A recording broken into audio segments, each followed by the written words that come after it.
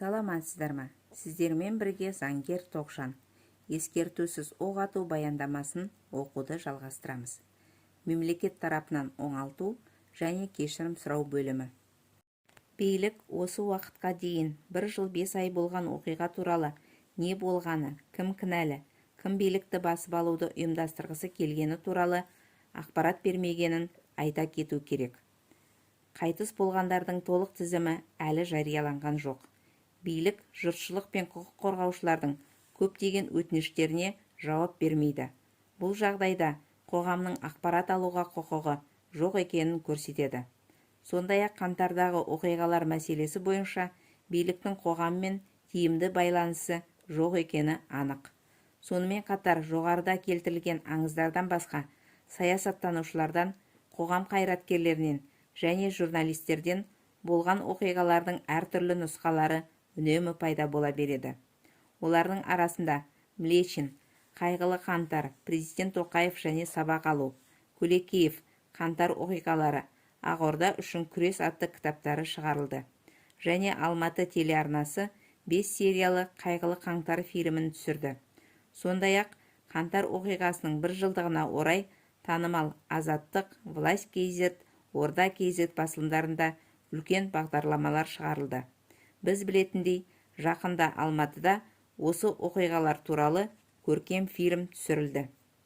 Бұзылған құқықтарға байланысты өтемақы мен оңалту бұл мемлекеттің қайырымдылығы емес. Ол халықаралық құқық пен ұлттық заңнамада көзделген тиімді құқықтық қорғау және зиянды өтеу шаралары. Қылмыстық процесті жүргізуші органның заңсыз әрекеттерінен келтірілген зиянды оңалту және өтеу құқығы Қазақстан Республикасы қылмыстық процестік кодексінің 4-ші тарауында көзделген. Сондай-ақ жәбірленушіден Қазақстан Республикасы қылмыстық процестік кодексінің 41-ші бабына сәйкес ресми кешірім сұрауға міндетті.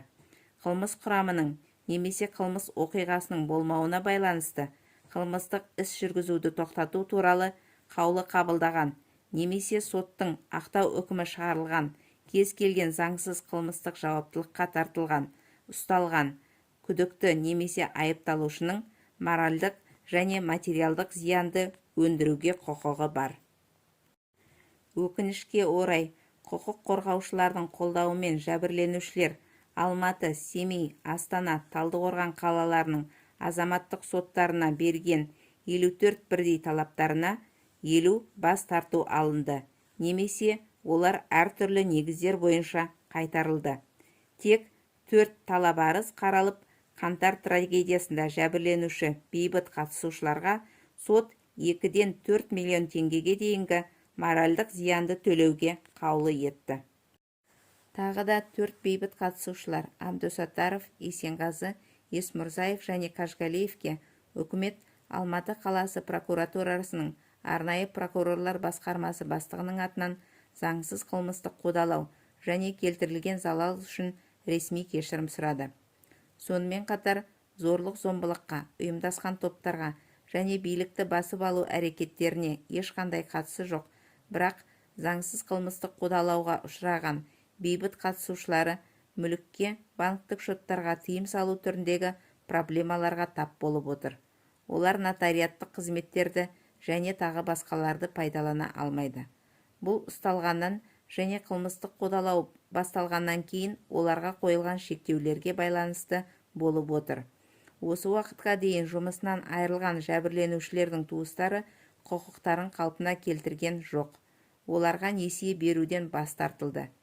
Оларға заңсыз немесе негізсіз қылмыстық қудалау нәтижесінде бұзылған барлық құқықтарды қалпына келтіру қажет. Оңалту және оңалту құқығын беретін Қаңтар қасіреті құрбандары мен құрбандардың мәртебесін анықтау қажет. Соттар зардап шеккендердің кешірім сұрау құқығынан, оңалту құқығынан және қаңтар айындағы оқиғалардан құрбан болғандарды мойындаудан бас тартады. Осы баяндаманы жасау кезінде қаңтардағы оқиғалардан зардап шеккен және қаза тапқан бірде-бір бейбіт азамат, оның ішінде 4 жасар Айкөркем мен 12 жасар Сұлтан ақталмады. Қазақстан бұл мәселені ең жоғары деңгейде шешуі тиіс.